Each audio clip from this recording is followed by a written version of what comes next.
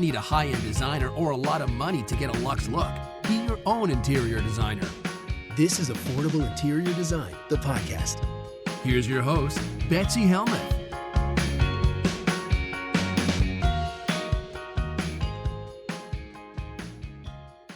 My last question for today comes from Brandy. Brandy is writing from Colorado Springs, Colorado, and she writes, "Hi, Betsy.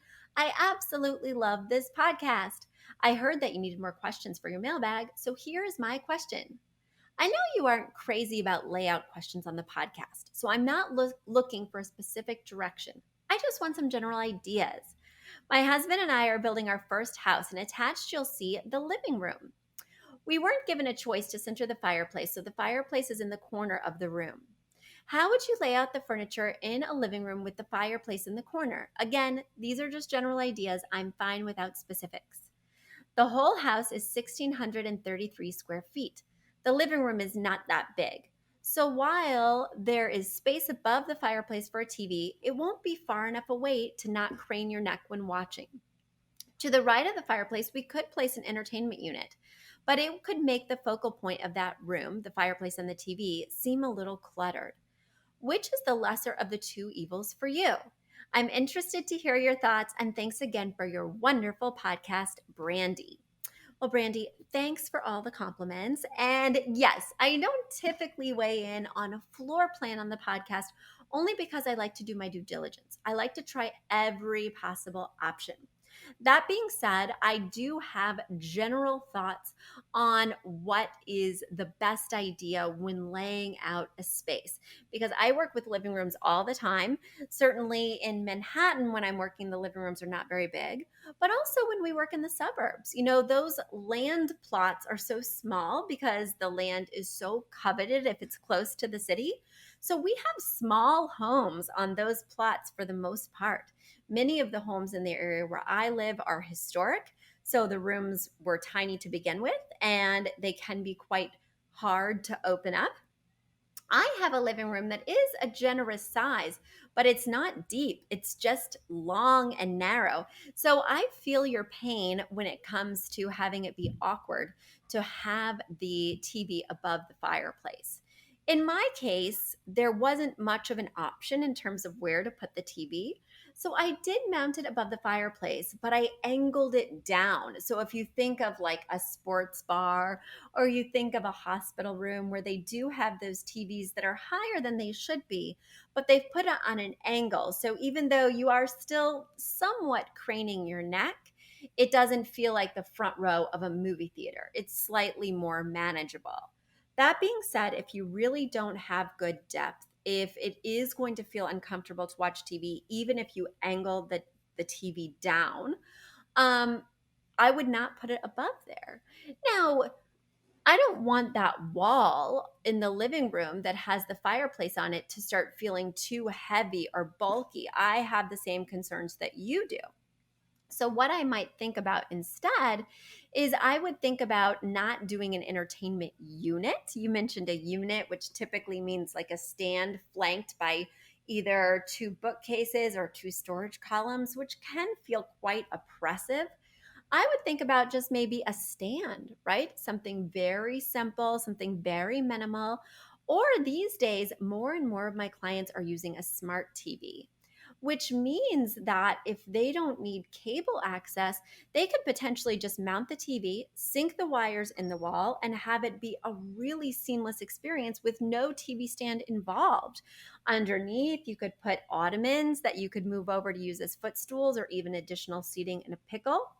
So these are other ideas of ways to make that TV wall that also shares the same wall with the fireplace less cluttered and less visually heavy. I'm just looking here at the layout and just sort of taking it all in.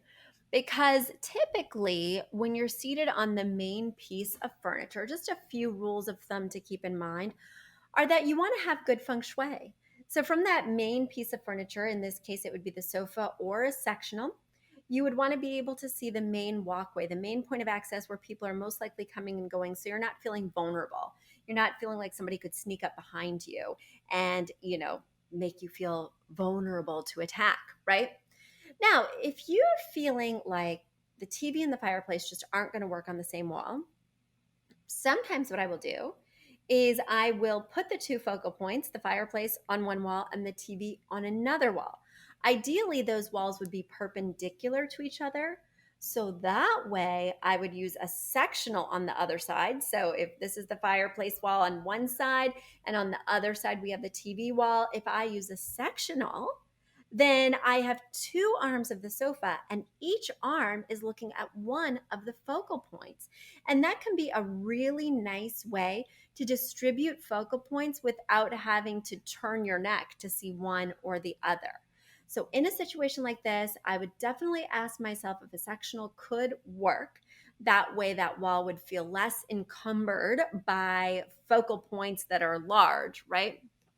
Think about that as you're laying out this room. But keep in mind, of course, that sectionals are large, bulky items. The other day, I was designing for a place in Westchester, one of those historic homes, 1930s, a very tight living room that had very few walls. They had opened one wall completely to a dining space. They'd opened one wall halfway to an entryway. The other wall had the fireplace and two windows. And then the wall behind that was all French doors, two sets of French doors leading to a sunroom.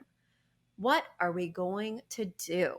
The TV cannot live on the same wall as the fireplace because the fireplace mantle was very high. The room was very shallow. The fireplace was flanked by windows. So we had to put the TV on the perpendicular wall, but we did not have a lot of space for a large sectional. So we had to be really mindful of the size of the sectional, and there's very little room for error.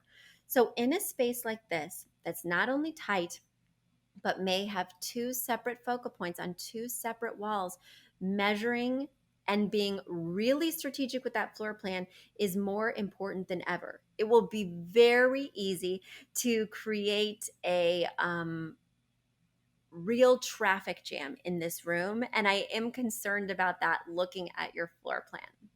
But I know you're going to work it all out. I'm sure it will be just fine. And you will write us back, Brandy, and let us know how the space is looking there in Colorado. Sounds good? And guys, speaking of writing us, please, please, please, the mailbag is looking pretty anemic right now. So we sure could use your letters and I would love to answer them. I mean, what else have I got going on? Just a flood, running a business, taking design clients, in my free time when I'm not at the baseball playoffs as I was today, not at family fun day as I was on Wednesday. In my free time, I like to read your letters. So please send them.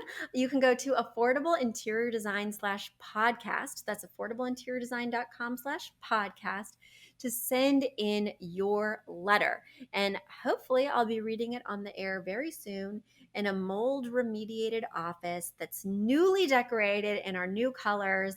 So if we had to have like a 60-30-10 in terms of branding, I'm going to give you a sneak peek. One of the 60-30-10s is light lavender. It's a huge departure for me, and I'm really excited to share more with you as our rebrand comes to fruition. A big thank you to our amazing producer, Catherine Heller, to Aton and the MVCR House Band, and to Affordable Interior Design, the sponsor of this podcast and the premier place to get an amazing look on a budget. Check out affordableinteriordesign.com. If you guys love the show, the very best way to support us is by spreading the word. Tell your friends or write us an awesome review on iTunes. So until next week, guys, thanks so much for joining us, and I'll talk to you soon. Bye.